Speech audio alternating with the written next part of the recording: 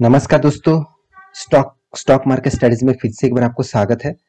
तो आज यहाँ पे मैं बात करूंगा दिग्गज एक कंज्यूमर मतलब इलेक्ट्रॉनिक्स कंज्यूमर मैन्युफैक्चरिंग कंपनी के बारे में। देखिए, जितने सर इंडिया में इलेक्ट्रॉनिक्स कंज्यूमर प्रोडक्ट मैन्युफैक्चरिंग करते हैं, जैसे मान के चलिए टीवी हो गया, एलईडी स्क्रीन हो गया और मोबाइल का डिस्प्ले हो गया। तो इस तरीके से कुछ इलेक्ट्रॉनिक्स गैजेट जो कंपनी प्रोड्यूस करता है, मैन्युफैक्चरिंग करता है, उसी से एक कंपनी के बारे में आज बात करूंगा जो जो बहुत पॉपुलर कंपनी है और इंडिया का एक बेस्ट कंपनी भी है।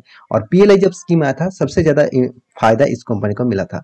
तो इस कंपनी के ऊपर मैं बहुत सारे वीडियोस पहले भी बना चुका हूँ, तो आज भी इसके ऊपर वीडियो बना के दे रहा हूँ, क्योंकि इस कंपनी के ऊपर मैं बहुत सारा अपडेट्स यहाँ पे आपको देने वाला हूँ। तो वीडियो को पूरा देखते जाइए और अभी तक चैनल को सब्सक्राइब नहीं किया तो जरूर सब्सक्राइब भी कर लीजिए। तो चलो देख लेते हैं आज के इस स्टॉक के बारे में।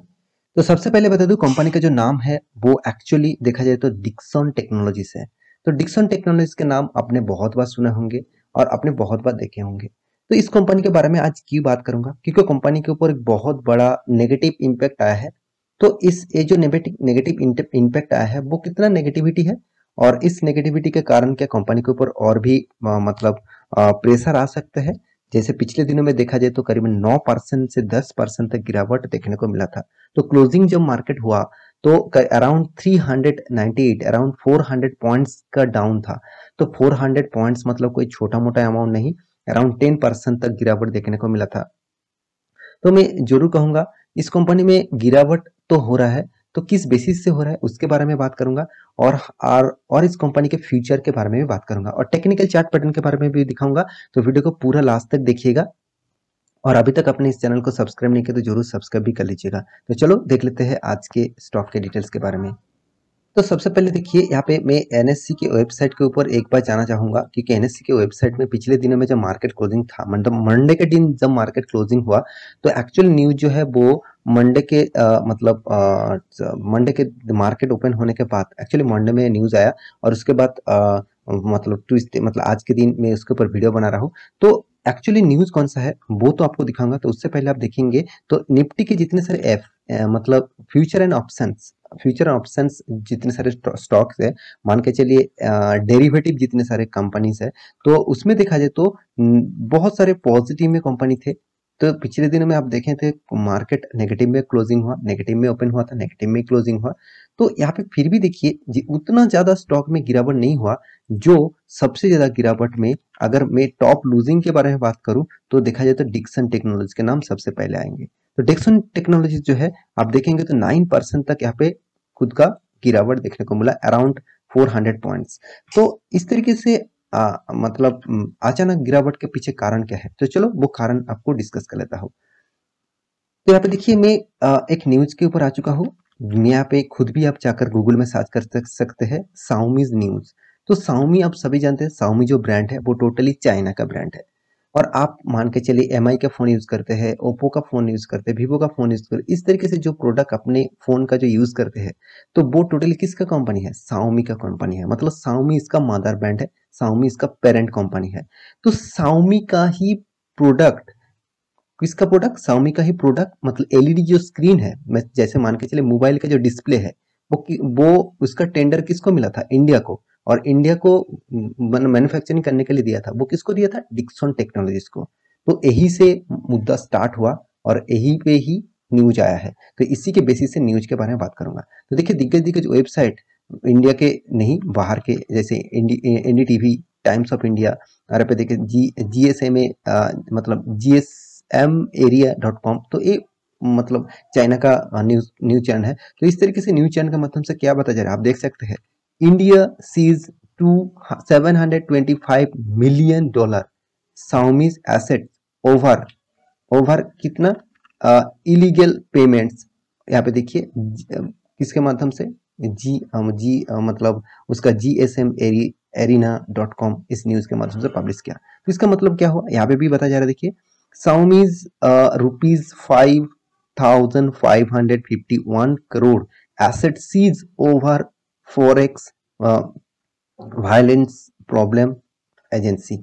मतलब साउमी क्या किया था, सिर्फ इंडिया को नहीं, बहुत सारे कंट्रीज को उसका मतलब बिजनेस को बढ़ाने के लिए बहुत सारे कंट्रीज को प्रोजेक्ट दिया था, मतलब कंपनी का बिजनेस दिया था। मान के चलिए मेरा एक बिजनेस है, मैं दूसरों को प्रोडक्ट बनाने के लिए दिया और वो मुझे प्रोडक्ट बना के देंगे और उसके अगेंस्ट में उसको पैसा मिलेगा।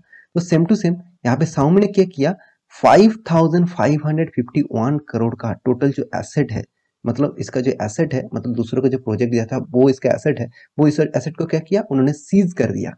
तो इसका इम्पैक्ट इसके ऊपर पड़ेगा, ऑब्वियसली डिक्सन टेक्नोलॉजीज के ऊपर, क्योंकि Xiaomi से एक बहुत बड़ा प्रोजेक्ट कंपनी को सीज किया, तो इसलिए इम्पैक्ट तो पड़ेगा ही।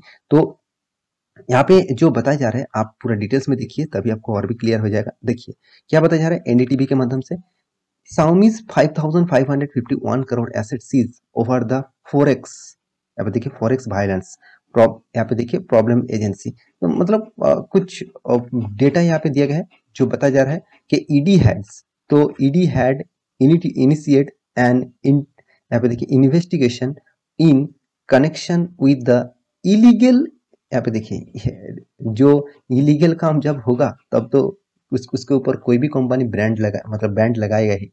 तो इस तरह से इलीगल काम हो रहा था, तो इसीलिए कंपनी ने क्या किया, उसके ऊपर एक रेस्ट्रिक्शन लगाया और उसके ऊपर एक बहुत बड़ा यहाँ पे सीजिंग का रेस्ट्रिक्शन लगाया। मतलब ये बहुत बड़ा न्यूज में जरूर कहूंगा, क्योंकि देखिए इस तरीके से न्यूज के बेसिस से स्टॉक के ऊपर तो प्रेशर होते हैं, साथ ही साथ जिस तरीके जितने सारे कंपनीज के ऊपर उन्होंने प्रोजेक्ट दिया है उसके ऊपर तो इम्पैक्ट जबरदस्त पड़ने वाला है।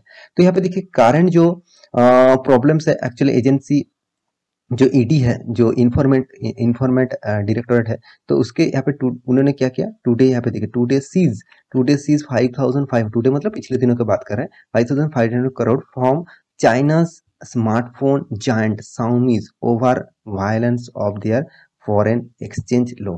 तो एक्चुअली ये जो इम्पैक्ट है ऑब्वियसली किसके ऊपर पड़ा, ऑब्वियसली इंडियन मार्केट में नहीं, जितने सारे Xiaomi का जितने सारे प्रोजेक्ट बेसिस जिस कंपनी काम करते हैं सारे के सारे के इम्पैक्ट उसके ऊपर पड़ा। तो इंडिया में सिर्फ एक ही कंपनी था जो Xiaomi के प्रोडक्ट के ऊपर काम करता था, वो है डिक्सन टेक्नोलॉजीज। आप देख सकते हैं डिक्सन टेक्नोलॉजी स्टॉक थम 9%, management says ED seize the Xiaomi's asset will not impact company. मतलब ये भी आपको, इस न्यूज को भी आपको देखना चाहिए। देखिए Xiaomi से जो प्रोडक्ट कंपनी बनाते हैं, Xiaomi के जो प्रोजेक्ट लेकर कंपनी बनाता है, मतलब डिक्सन टेक्नोलॉजी जो बनाता है, उसके बेसिस से देखा जाए तो कंपनी बता रहा है कि उसका जो इम्पैक्ट अभी देखने को मिला, जो सीज करने का इम्पैक्ट, वो कंपनी के ऊपर कुछ असर नहीं पड़ेगा, क्योंकि कंपनी दूसरे बिजनेस को भी अबे अच्छा खासा बिल्ड करके रखा है, अच्छा खासा यहाँ पे काम करके रखा है। तो मेरे हिसाब से आपको मल्टी बिजनेस है, आपके पास मल्टी बिजनेस है, मतलब मल्टी अलग अलग सेक्टर के बिजनेस है, तो आपको एक कंपनी बंद भी हो जाए तभी कोई फर्क नहीं पड़ेगा। तो वही बात यहाँ पे कंपनी का सीईओ यहाँ पे बता रहा है।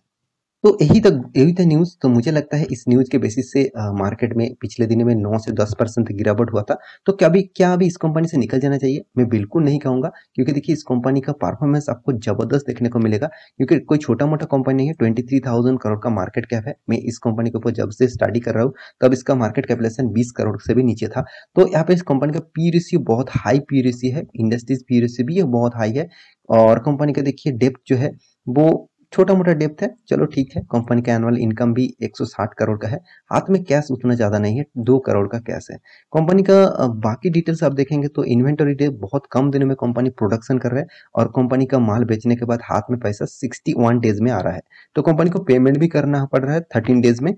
और कंपनी का रिटर्न ऑफ मतलब अर्निंग पर शेयर मुझे बहुत कम लगा, क्योंकि कंपनी के अर्निंग पर शेयर के हिसाब से, कंपनी के प्राइस रेंज के हिसाब से अर्निंग पर शेयर मुझे बहुत कम लगा।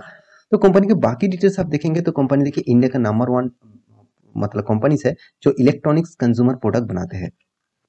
और एक चीज देखेंगे तो कंपनी का देखिए हर क्वार्टर में कंपनी का प्रॉफिट रेशियो अच्छा खासा देखने को मिलेगा। सिर्फ कोरोना के लॉकडाउन टाइम में ही कंपनी ने थोड़ा सा प्रॉफिट को डाउन किया था, बाकी पीरियड आप देखेंगे तो कंपनी का प्रॉफिट कंटिन्यू ग्रोथ होता देखने को मिलेगा। तो यही सबसे बड़ी बात होती है। और एक चीज, कंपनी देखिए आपको अच्छा खासा रिटर्न तो दिया, मगर हाँ 1 साल में कंपनी ने आपको नेगेटिव रिटर्न दिया। बाकी नेगेटिव रिटर्न के कोई इंपैक्ट नहीं पड़ना चाहिए, क्योंकि कंपनी का सेल्स ग्रोथ, कंपनी का प्रॉफिट ग्रोथ, कंपनी का रिटर्न ऑफ इक्विटी, सारे के सारे पैरामीटर आपको पॉजिटिव दिखेगा। और एक चीज मुझे और भी अच्छा लगता है इस कंपनी के बारे में, जो है इन्वेस्टर। देखिए एफआईएस डीआईएस ने भी इस कंपनी के ऊपर निवेश करके रखा, और अच्छा खासा निवेशक है। उसके सबसे ज्यादा निवेशक एक्चुअली पब्लिक के पास है, और प्रोमोटर के पास भी उतना ज्यादा निवेश नहीं है। तो मैं इस कंपनी के चार्ट पैटर्न के बारे में बात करूं तो देखिए चार्ट पैटर्न कंपनी ने देखिए स्प्लिट किया था, बोनस दिया था, तो इसलिए यहाँ पे जो कंपनी 25,000 में चल रहा था, 22 से 25,000 रुपीज में चल रहा था, वो अभी आपको करीबन करीबन 4,000 5,000 प्राइस में देखने को मिला। तो उससे बाद गिरावट हुआ तो अभी 4,000 लेवल में आया। तो यहाँ पे देखिए मैं एक ट्रेंड लाइन ड्रॉ करके रखा, उस ट्रेंड लाइन के बहुत बहुत बार यहाँ पे बहुत बहुत स्ट्रॉन्ग सपोर्ट है, स्ट्रॉन्ग सपोर्ट, बहुत स्ट्रॉन्ग सपोर्ट है। मुझे लगता है इस सपोर्ट को अगर ब्रेक करते हैं तो एक बहुत शार्प फॉल देखने को मिलेगा। अगर सपोर्ट को ब्रेक नहीं कर पाते तो फिर से एक अपट्रेंड मूवमेंट आपको देखने को मिल सकता है। तो फिर भी मैं कहूंगा 20 डेज ईएमए के नीचे है तो थोड़ा सा प्रेशर तो जरूर होंगे, क्योंकि एक बैड न्यूज भी आ चुके हैं थोड़ा सा, तो इसलिए देखिए बहुत जबरदस्त सेल आउट भी हुआ है। तो क्या अभी इस कंपनी के ऊपर कंटिन्यू करना चाहिए? मैं जरूर कहूंगा। आपके इस कंपनी के पास शेयर है तो कोई घबराने की बात नहीं, कंपनी का चार्ट पैटर्न देख कर ही आपको लगेगा कि कंपनी कितना शानदार यहाँ पे परफॉर्मेंस कर रहा है। तो मेरे हिसाब से इस कंपनी के ऊपर आपको लॉन्ग टर्म पीरियड के लिए सोचना चाहिए।